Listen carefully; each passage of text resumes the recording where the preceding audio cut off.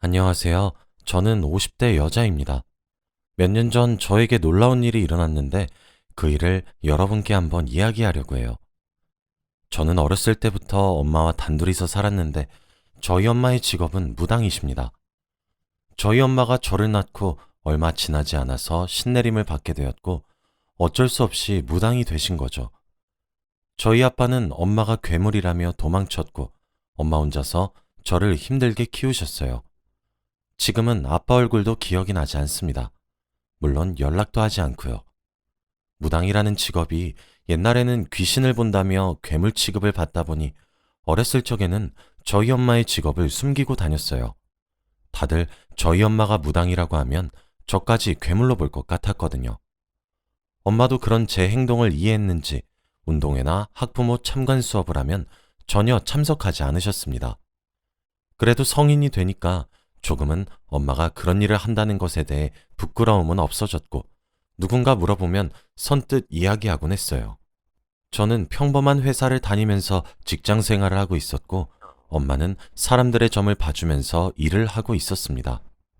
제 월급은 그렇게 많지도 적지도 않았고 저와 엄마가 살아갈 만큼의 적당한 월급이라 지극히 평범한 집안이었죠. 그런데 어느 날 친구가 갑자기 한 남자를 소개받을 생각이 없냐고 하더라고요.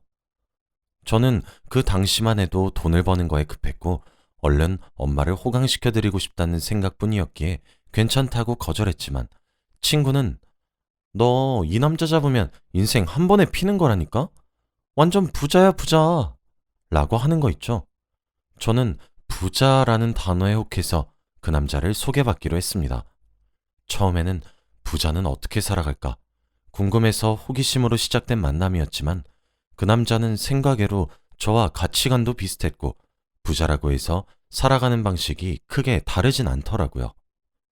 처음에는 대화를 나누고 옷도 그렇게 고급스러워 보이진 않아서 첫날은 그 사람이 얼마나 부자인지 가늠조차 하지 못했습니다. 친구가 일부러 거짓말한 줄 알았죠. 만남을 계속 이어가다가 알게 된 사실이 우선 그 남자는 아파트가 4채가 있었고 건물도 3개나 있었습니다. 그리고 자신이 취미로 운영하고 있는 카페가 전국적으로 5개나 있다고 하더라고요. 저는 입이 떡 벌어졌고 할 말을 잃었습니다. 그리고 저를 데리러 오는 차들이 매일 바뀌었어요. 그 사람의 재력에 너무 놀랐고 매번 바뀌는 명품차에 도대체 차가 몇 대인지 궁금했죠. 다만 아쉬운 점은 그 사람과 저는 나이 차이가 9살이나 났습니다. 당시 28살이었던 저는 37살인 그가 너무 부담스러웠고 가볍게 만나고 싶었지만 그 사람은 그게 아닐까봐 걱정이 되더라고요.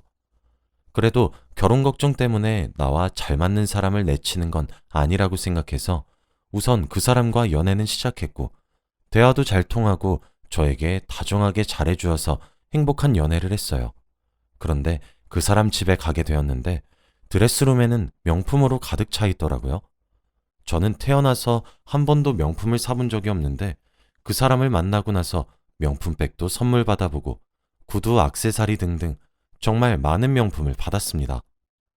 저는 오랜만에 동창회도 나갔더니 친구들이 다들 제 남자친구의 이야기를 듣고는 부러워하더라고요. 동창회가 끝나고 집으로 돌아가려고 하는데 남자친구가 저를 데리러 왔습니다. 외제차를 끌고 멋진 슈트를 빼입고 왔는데 친구들이 하나같이 부러운 눈빛으로 쳐다보더라고요. 저도 여자다 보니 남들이 저를 부러워하니까 기분은 좋더군요. 저는 그때 이 남자와 결혼을 하게 되면 앞으로 돈 걱정 없이 살 수 있겠구나 싶었고 엄마도 호강시켜주겠다는 제 목표도 한순간에 이룰 수 있을 것 같았어요. 그래서 저는 그날부터 오빠에게 결혼해달라고 매달렸고 그도 찬성했습니다. 저희는 결혼을 하기로 약속하고 저희 엄마를 만나러 갔어요. 그런데 엄마는 오빠가 저희 집에 발을 딛자마자 물러서지 못해? 라고 하는 겁니다. 저는 너무 놀라서 엄마, 왜 그래? 나랑 결혼할 사람이야. 라고 했더니 엄마는 절대 결혼은 안 된다고 했어요. 너 이 남자랑 결혼하면 인생 다 말아먹는다. 우리 집안에 폐만 끼칠 사람이야. 연애까진 봐주겠지만 결혼하면 엄마 몰라. 라고 하더라고요. 저는 그때까지만 해도 저와 오빠의 나이 차이가 9살이나 나니까 제가 못 믿어서 그런 무서운 핑계까지 대며 제 결혼을 반대하는 줄 알았어요. 엄마, 말이 너무 심한 거 아니야?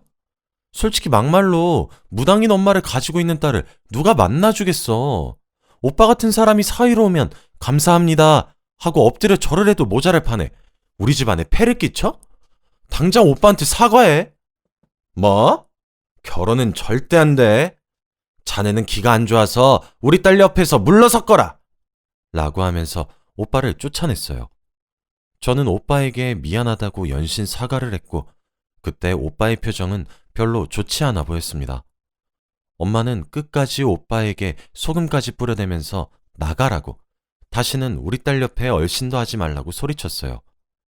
저는 그런 엄마가 너무 미웠고 어릴 때부터 지금까지 나한테 피해만 끼치는 엄마가 차라리 없어졌으면 좋겠다는 나쁜 생각까지 했죠. 그래도 오빠는 저를 꼭 안아주면서 난 괜찮아. 어머니가 저렇게 반대하시면 어쩔 수 없지. 라고 하더라고요. 그런 오빠를 보니까 더 결혼에 대한 오기가 생겼고 저는 그냥 오빠에게 엄마 의견은 필요 없어. 결혼은 우리가 하지 엄마가 해? 결혼식장에는 엄마 대행 쓰면 돼. 요즘 다 그렇게 해. 라고 하면서 엄마의 반대를 무시하고 결혼을 하기로 했습니다. 다행히 오빠의 어머니는 저를 반갑게 맞이해주면서 딸같이 대우해주니 차라리 이런 평범한 엄마 밑에서 살았으면 얼마나 좋았을까라는 생각도 했어요. 오빠의 아버지는 어렸을 적 돌아가셨다고 했습니다.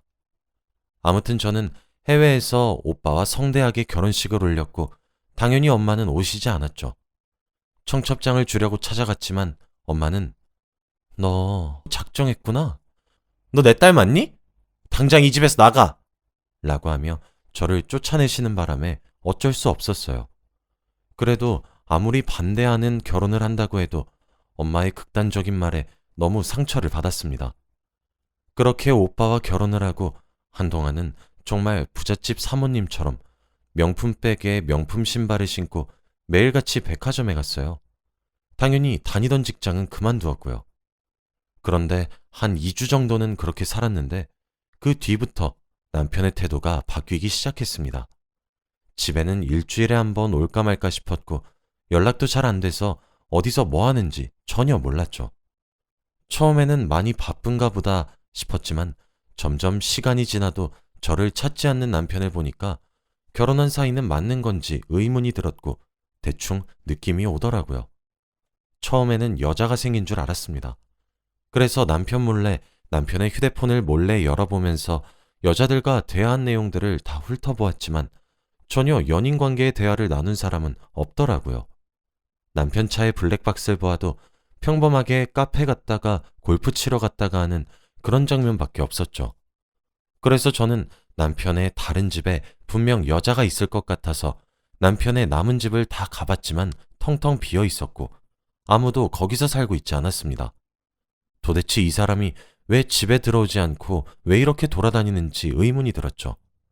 그런데 어느 날은 갑자기 집에 돌아왔는데 온 집안에 빨간 딱지로 가득한 겁니다. TV에서만 보던 채무자에게 붙여지는 빨간 딱지였어요.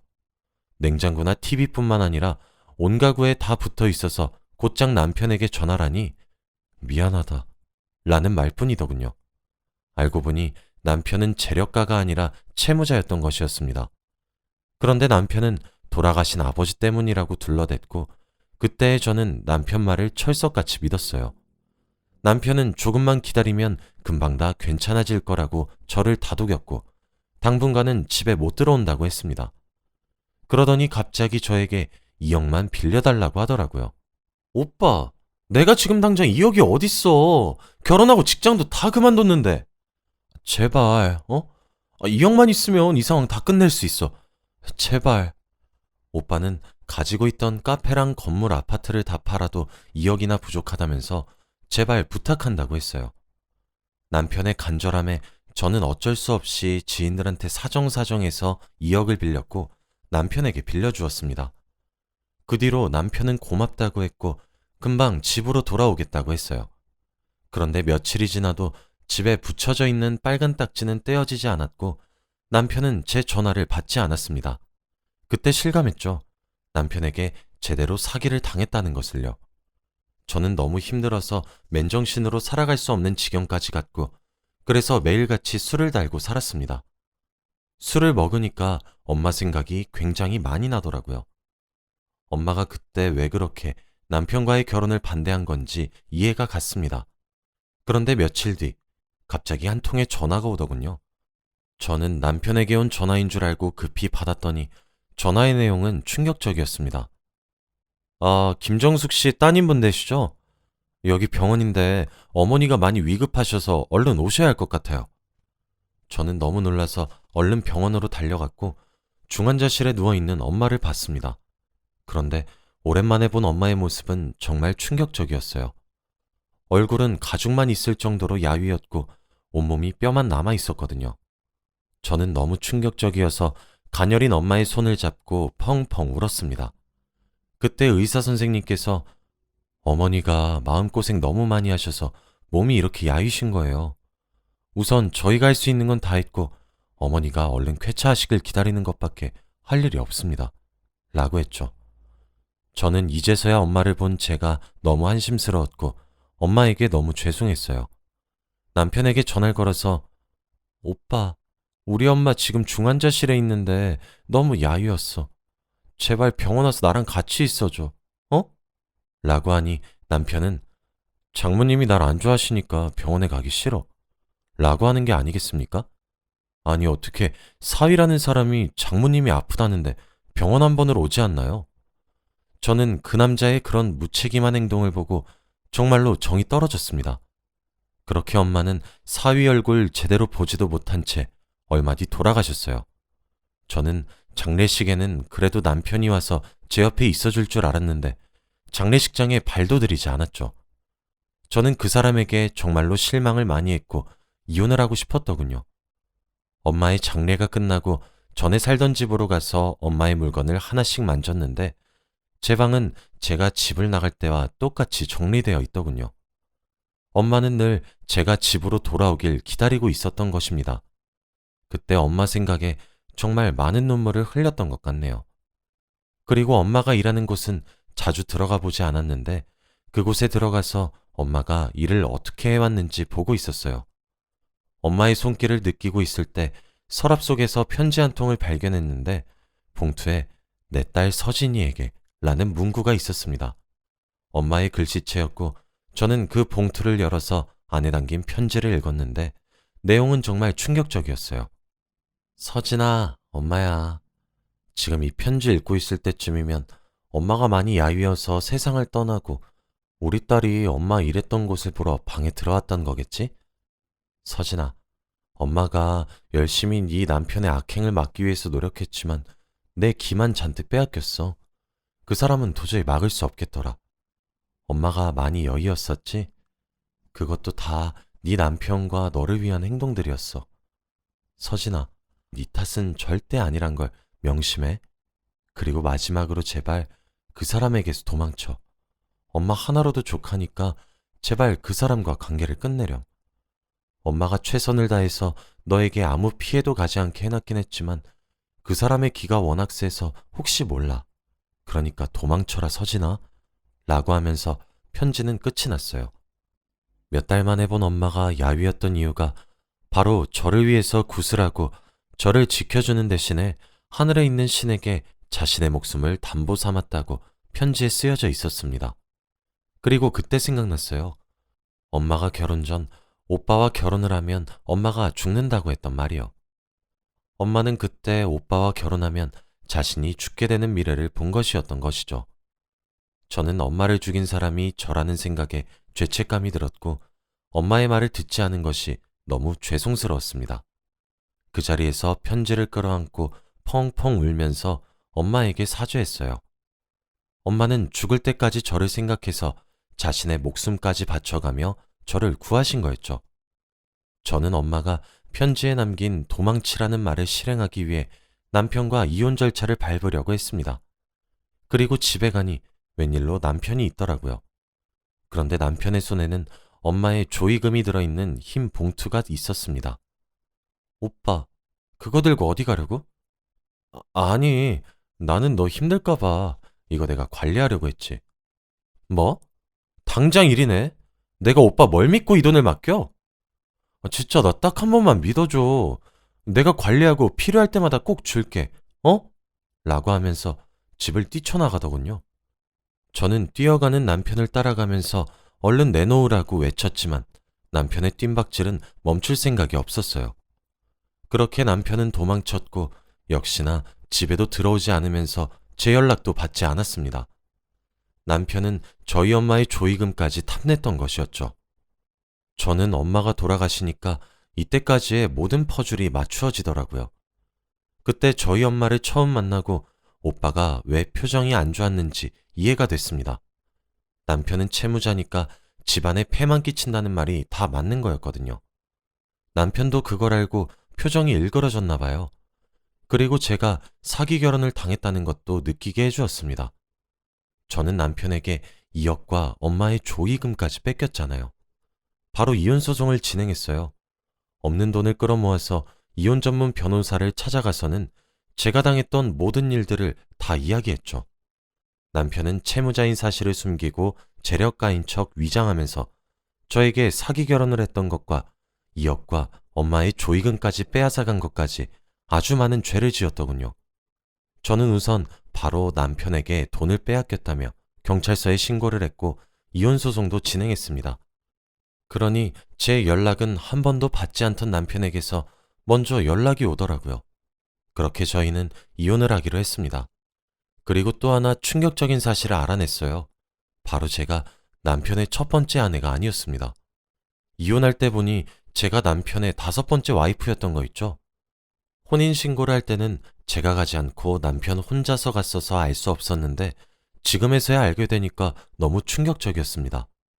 남편은 미안하다고 사과를 하면서 죽을 죄를 지었다고 하더라고요. 저는 그 사람을 정말 어떻게 해버리고 싶었고 그 사람의 멱살을 잡으면서 네가 우리 엄마 죽인 거야 라고 했어요. 그래도 그 사람은 계속해서 미안하다고만 할 뿐 변명도 하지 않았습니다. 그렇게 저는 그 사람과 이혼을 하고 다행히도 전에 다니던 회사에서 먼저 연락이 와서 지금까지도 그 회사에 다니고 있네요. 그 사람과 이혼을 하고 난 뒤부터 한 번도 본 적이 없습니다. 그런데 얼마 전 저와 전 남편을 소개시켜 주었던 친구에게 연락이 왔어요. 친구의 말에 의하면 제 전 남편은 앞으로 30억의 빚이 더 있을 거라고 하더라고요. 평생 돈만 갚다가 죽어야 하는 신세가 된 거죠. 그리고 돈이 갚아도 줄어들 생각을 안 하니까 사채까지 쓴 모양입니다. 다행히도 그 사람과 제 사이에 아이가 없어서 얼마나 다행인 줄 몰라요. 혹시 아나요? 남편이 죽고 나면 아이에게 빚이 양도될지 말이죠. 아무튼 제 파란만장한 결혼 이야기는 여기서 끝이에요. 더 이상 아무도 믿지 못하겠습니다. 그렇게 다정하고 모든 것이 완벽해 보이던 그 사람도 알고 보니 채무자였고 저를 속이면서 사기 결혼을 했던 것이니까요. 여러분도 돈에 속아서 함부로 결혼하지 마세요. 돈이 다가 아니라는 것을 이제서야 알았습니다. 곧 엄마의 기일이 다가오는데 항상 이맘때쯤이면 엄마가 꿈에 나와서 늘 저에게 딸, 네 탓 아니야. 엄마 괜찮아. 라는 말을 하고 사라지십니다. 아직까지도 엄마를 죽게 만든 것이 제 잘못 같아요. 늘 사죄하는 마음으로 살겠습니다. 제 이야기는 여기까지고 들어주셔서 감사합니다.